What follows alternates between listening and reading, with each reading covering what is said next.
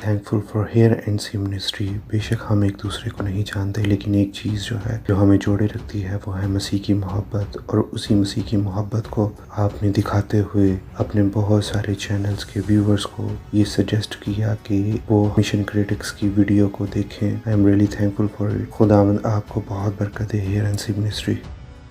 सारे मसीही लोग अहमद दिदात को नहीं जानते कि अहमद दिदात कौन था। अहमद दिदात जाकिर नाइक का उस्ताद था। जिस तरह जाकिर नाइक आज के टाइम पर बहुत सारे लोगों को गुमराह कर रहा है, वैसे ही अहमद दिदात गुमराह करता था बहुत सारे लोगों को 18s में। इस इंसान ने कोई ऐसा मौका नहीं छोड़ा क्रिश्चियनिटी को नीचा दिखाने के लिए। पुलिस ने इसके अंदर इतना जहर भर दिया था क्रिश्चियनिटी के खिलाफ कि इसकी आवाज़ सिर्फ और सिर्फ मसीहियों के खिलाफ उठती थी। इस इंसान ने कोई ऐसा मंच नहीं छोड़ा होगा कि जहाँ इसने इब्राहिम, इसहाक और याकूब के खुदा के नाम की पामाली ना की हो। आप इसकी डिबेट में इसका वे ऑफ टॉक देख सकते हैं कि कैसे ये मसीह के खिलाफ चैलेंजेस करता है। और बहुत जगहों पर इसे मुँह की खानी पड़ी। और जब ये हार जाता था तो ये अपनी उम्र को अंदर ले आता था कि मैं एक बूढ़ा इंसान हूँ। इस इंसान ने अपनी ज़िंदगी के अंदर एक नज़रिया पुख्ता बना लिया था, एक व्यू कायम कर लिया था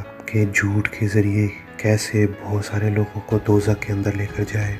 अहमद जाकिर नाइक का उस्ताद था। जाकिर नाइक खुद को PhD होल्डर कहता है, लेकिन उस्ताद छठी फेल था। मतलब कि अहमद दिदात की कुल क्वालिफिकेशन छठी फेल। और ये एक ट्रक ड्राइवर था। और मोहम्मद जिसे ये मानते हैं वो अनपढ़ था। एक अनपढ़ नबी के पापों को छुपाने के लिए अहमद दिदात ने अपनी ज़िंदगी का नजराना दे दिया। वैसे देखा जाए एक ट्रक ड्राइवर का क्या मुकाबला डिबेटर्स के साथ। इस इंसान ने अपने नबी के ऐन असूलों के मुताबिक ज़िंदगी गुजारी, जैसा मोहम्मद ने उन्हें सिखाया था। कुरान अल तौबा के अंदर उसके 29 कॉन्टेक्स्ट के अंदर कुछ इस तरह लिखा है, लड़ो उनसे जो ईमान नहीं लाते अल्लाह पर। सूरत अल तौबा उसके कॉन्टेक्स्ट 5 में लिखा है, फिर जब हुर्मत वाले महीने निकल जाएं तो मुशरिकों को मारो, जहां पाओ उन्हें पकड़ो और कैद करो और हर जगह उनकी ताक में बैठो। मुशरिक का खास तौर पर लफ्ज़ सिर्फ और सिर्फ क्रिश्चियनों के लिए यूज़ किया जाता है कुरान के अंदर। अहमद दिदात ने अपने नबी की टीचिंग्स पर पूरा अमल करते हुए ऐसा ही किया। आ गए। उन्होंने कहा, रवि तुम्हें नहीं मालूम है आज कितने नाजुक हालात थे, क्योंकि अहमद दीदत जो साउथ अफ्रीका का मुस्लिम स्कॉलर था वो बहुत नफ़रत और बहुत उग्र तरीके से बोला। जो भी वो बोला वो यहाँ आकर बोला और उसने क्रिश्चियनिटी पर धज्जियाँ उड़ा दी।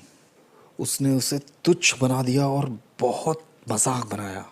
मैं वहाँ बैठा था और मैंने सोचा कि ये आदमी क्या करना चाह रहा है। उसने इस बारे में बात की कि जिया नहीं जा सकता क्रिश्चियनिटी को और बेतुका है ये। तो क्वेश्चन आंसर राउंड में ब्रदर रवि मैंने अपने हाथ को उठाया। मैंने कहा, प्रोफेसर दीदत मैं एक क्रिश्चियन हूँ, आप ऐसा क्यों कहते हैं कि मेरा जो ईमान है उसे जिया नहीं जा सकता है। अहमद दीदत ने कहा, यहाँ आओ, ऊपर आओ ज़रा। और उसने प्रोफेसर लिविंगली को ऊपर वहाँ बुला लिया और उसने अपना हाथ जितना पीछे खींच सकता था उतना पीछे खींच के एक थप्पड़ इतना ज़ोरदार उसके चेहरे पे मारा। उन्होंने कहा कि मैं खड़ा नहीं रह पाया और मैं लड़खड़ा गया, मेरे पैर लड़खड़ा गए और मेरा चेहरा झंझना रहा था। और जब मैं अपनी आंखों को संभाल रहा था उसने कहा, दूसरा आगे करो। उसने कहा, मैं बोला, परमेश्वर मुझे आपकी सचमुच ज़रूरत है, आई रियली नीड यू। और उसने अपनी गर्दन घुमा के वैसे किया। दीदत पीछे हुआ। उसने कहा, आओ हम इसे जल्दी ख़त्म करते हैं। उसने कहा, अपनी शर्ट मुझे दे दो, अपनी शर्ट मुझे दो।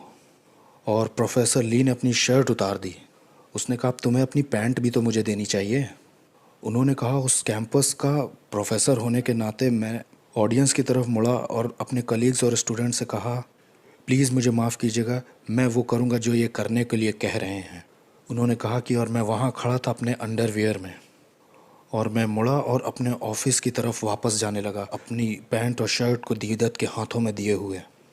उन्होंने कहा, मैं अपने ऑफिस में लिटरली रो रहा था उस दर्द के साथ जो मेरे चेहरे पर हो रहा था। मोहम्मद रहमतुल आलमीन थे और अहमद दिदात छठी फेल। आप इसकी तरबियत का यहाँ से ही अंदाज़ा लगा सकते हैं कि एक प्रोफेसर को इसने थप्पड़ मारा। कहा जाए तो अहमद दिदात किसी शैतान से कम ना था। इसका दर्जा सिर्फ एक शैतान से कम ही था। जैसे शैतान मसीहियों के ख़िलाफ़ मंसूबे बांधता है, वैसे ही अहमद दिदात भी उन मसीहियों के खिलाफ मंसूबे बांधा करता था। मैं इस चैनल के माध्यम से एक मैसेज इस औरत को भेजूंगा और यही मैसेज अहमद दिदात और उसके चाहने वालों के लिए भी है। अगर हमें मसीह की मोहब्बत ना होती तो यकीन मानिए 31.11% क्रिश्चियंस आज भी इस दुनिया में है। अगर इस्लाम जैसी हिपोक्रेसी जीसस क्राइस्ट ने सिखाई होती जैसा कुरान बयान करता है तो आज दुनिया का नक्शा कुछ और होता। लेकिन मसीह यीशु ने हमें सिर्फ मोहब्बत करना सिखाया है। उसने अपने दुश्मनों से बैर न रखा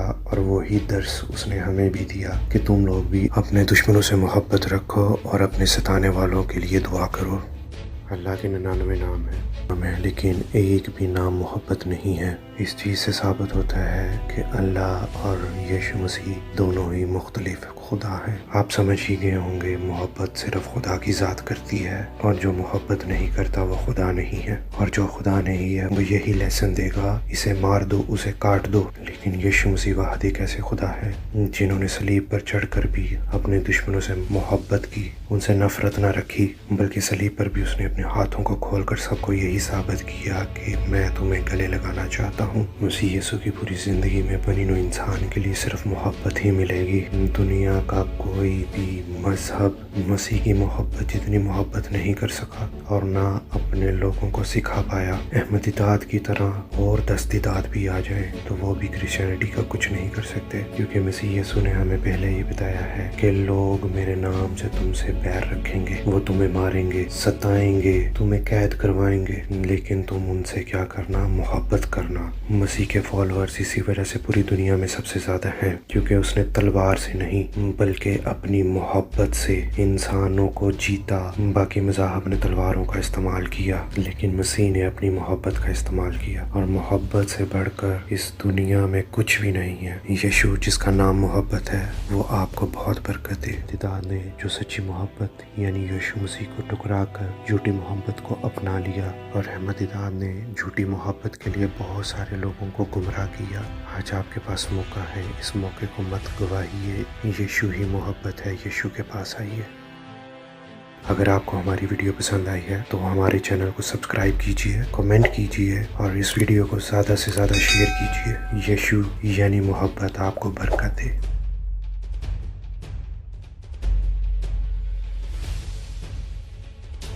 जिसके कान हो वो सुन ले और जिसकी आंखें हो वो देख ले।